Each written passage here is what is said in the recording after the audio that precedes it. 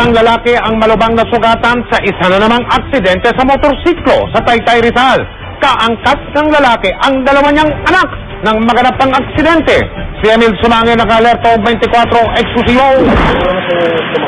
Pinagkakaguluhan na ng mga sumaklolong motorista ang biktimang bumalabag sa kalsada ng amin itong abutan sa kabaan ng Rizal Avenue, Taytay, Rizal.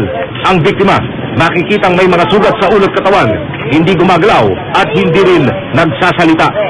Ang dalawang batang kumakausap sa dugo ang lalaki ay anak daw ng biktima ayon sa mga sumaklolong nakakita. Alalang-alala sa kalagayan ng kanilang ama.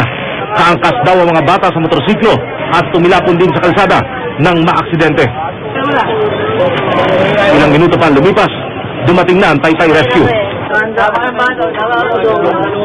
Nang masuri na mga sugat sa katawan at mukha ng biktima, isinakay na ito sa spine board, saka isinugod sa pagamutan, sakay ng ambulansya. Ginagamot ang lalaki, habang ang dalawa niyang anak, himalang hindi nagtamo ng sugat sa katawan. Motorsiklo rin ang nakabanggaan ng biktima. Alanganin daw ang pag-overtake dito. Kumain po ng linya kasi po, umovertake siya sa may jeep, pabilis po yung isang motor eh. Kung ang mga taga-Taytay ang tatanungin, halos araw-araw may disgrasya sa lugar na ito. Lalo na kapag yung gantong oras, minsan kung parang wala silang pakialam sa mga taong dumadaan. Emil Sumangin, naka-alerto 24.